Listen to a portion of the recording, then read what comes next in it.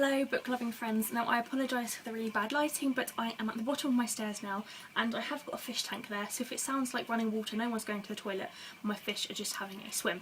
So one of the requested videos was to do a bookshelf tour. Now I'm going to have to divide this bookshelf tour into lots of different little videos because my bookshelf is huge and there are a lot of books to get through, but today I'm going to be doing my two favourite shelves, and they are the shelves of books that are ones that I love and books that I would definitely kind of want to display because I love them so much. So I'm going to take you on a little tour of my shelf. I hope you enjoy this. Okay, and I must apologise for the appalling fact I can't hold the camera very still, so sorry if you get motion sick throughout this. But this is my first shelf. Actually no, this is my second shelf, my second favourite shelf, and as you can see it's full of books. It is actually double stacked, so there's another stack of books behind these ones, but these are like my favourite ones, which are why they're at the front. So at the top we've got Down to You and Up to Me by M. Layton, which are a series called the Bad Boy series, and I also have the third book which I haven't actually finished reading yet. Then I've got Save the Day by Ali Spencer, which I absolutely love. I love Ali's books. I've got the others down on my shelf somewhere else. Fracture by Danny Atkins, I adored that book. Definitely worth reading if you haven't read that already. Then obviously I have to have Miranda Dickinson there because I bloody love her, so Take a Look at Me Now is there, and all of her other books are also further down my shelf because the covers don't match and that makes me sad. Then I've got Sinead Moriarty's book, This Child of Mine, which is also really fantastic and is worth reading. Then there's Tess Stimson, The Lion Game, which is perhaps not a book that I would be really excited to kind of suggest you read, but I think it's definitely an acquired taste and I think some people enjoy it. Then there is The Man Who Forgot His Wife, which is awesome, which I don't think I've actually reviewed on my blog because I read it before I started blogging, but that is such a fantastic book and definitely worth reading.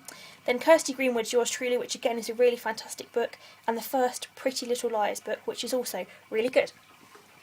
Then if I just stand here, we've got The Irresistible Blueberry Bake Shop and Cafe by Mary Eameses. Sorry about your name, I can't say it properly. The Boy in the Striped Pyjamas by John Boyne, which is absolutely incredible. The Naturals by Jennifer Lynn Barnes, which is also really fantastic. My first Diane Chamberlain I ever read, Necessary Lies. Now that is definitely a book that you have to read. Two for Joy by Helen Chandler, which was also fantastic. When You Walked Back Into My Life by Hilary Boyd. Again, about 4 stars I give that one. Read by Alison Cherry, that's a fantastic YA book. Then we've got Billy and Me by Giovanna Fletcher, which makes me so happy because it's so brilliant.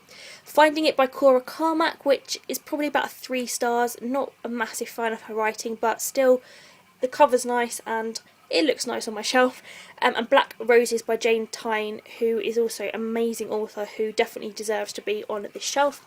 Then I've got Dash and Lily's Book of Dares by Rachel Cohen and David Leviathan, which again is fantastic. Vivian's Heavenly Ice Cream Shop and Amelia Grace's Fireside Dream by Abby Clements. She's a fantastic author and I love her books so much. Sorry about this camera, this is awful. How to Love by Katie Cottaguno. Sorry about your name, that's a really good YA. Definitely worth reading, that came out last year. A Perfect Love Affair with a Total Stranger and the Greatest Love Story of All Time by Lucy Robinson. Absolutely adore these covers and I think they look beautiful sitting on the shelf and I can't wait for her third book to join them.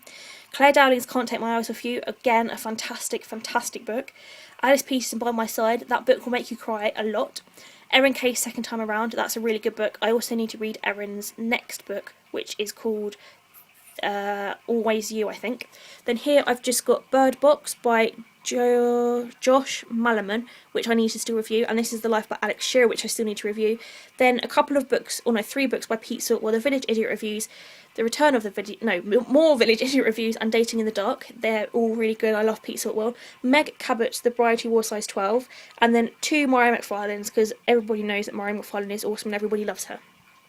So now let's move on to my top shelf. I'll just take these bookmarks down so that they're not in the way.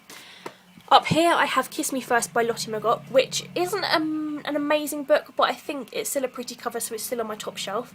Until You're Mine by Samantha Hayes, which is bloody brilliant. Dear Thing by Julia Cohen will make you cry a lot. Flavours of Love by Dorothy Comson, again, is a really fantastic book. All of Dorothy's books are really good, and I've got loads more on my shelf down below. And then my 3 Linwood Barclay, The Accident, Too Close to Home and No Time for Goodbye. Everybody knows me, everybody knows I love Linwood Barclay. He's an amazing, amazing author. Then I've got Paula Daley's Just What Kind of Mother Are You? That was an amazing debut last year, and I can't wait for her second book that's coming this year. Then I have an absolutely stunning book, Jojo Moyes' The 1+1, which I only got a couple of days ago, and look how stunning that cover is. Isn't that just gorgeous? Beautiful cover. So that is definitely pride of place on my bookcase. Then there is The Rosie Project by Graham Simpson, and as you know, that's a signed copy and makes me scream every time I look at it. Ah! Then there's Rosie Rowan by Ben Hatch, his bloody funny and amazing book. Then I've got The Universe vs. Alex Woods, which I love, Reconstructing Amelia by Kimberly McCreight, which I love, Sister and Afterwards by Rosamund Lupton, which are incredible, and I wish she would write some more books because I'm desperate. Tasmina Perry's The Proposal Proof copy, that's why it doesn't say the name on the blurb, on the spine. The Modern Day Hitchcock Does It Again is Linwood Barclay's newest book, The Tap on the Window, and then those 3 there are also Linwood Barclay, and yes, I adore him so much. Then I've got my little 365 Days of Mindfulness book, which is really cute little things to make you feel happy on certain days. What's the date today? Is it the 28th or 27th of... What is it today? The 27th of January. Let's have a look what it says. Sorry, bear with me. 27th of January. That's the way things come clear all of a sudden, and then you realise how obvious they've been all along. Knowledge is learning something every day. Wisdom is letting go of something every day. I definitely like that one. That's a very nice one. Anyway, I'm sidetracking. Up here, I've then got The Perks of Being a Wallflower, which is probably my most favourite book of all time. Then I have 2 copies of Page Tunes: The Accidental Life of Jessie Jefferson, because I pre-ordered one from Amazon and I got one sent from the publishers, and I forgot I'd ordered one from Amazon and I forgot to cancel the order, so I've now got 2, which is always good because I love Page Tune. Then I've got The Husband's Secret by Leanne Moriarty, which bloody brilliant as well. Someday I'll Find You by Richard Madeley, my favourite historical fiction book ever. The Silver Linings Playbook and Leonard Peacock, which is the one that says A Very Special Goodbye, because that's some proof as well. I love Matthew Quick, and the Silver Linings Playbook is incredible.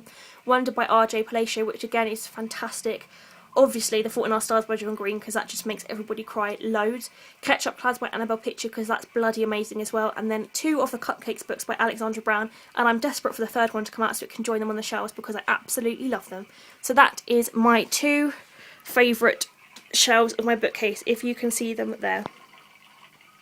Thanks for watching, guys. I hope you enjoyed that. I'm really sorry if I made you feel motion sick with me trying to hold the camera, but yes, I'm not really good at doing that. But hopefully you enjoyed looking at the books I have on my shelf, and I'd love to hear or see pictures or see videos of what you've got on your shelf, and also let me know if there's any books on my shelf that you've got or any books you want to read, because it's always cool to find out what you like to read reviews of. So thanks for watching, guys, and I'll see you again very soon. Bye!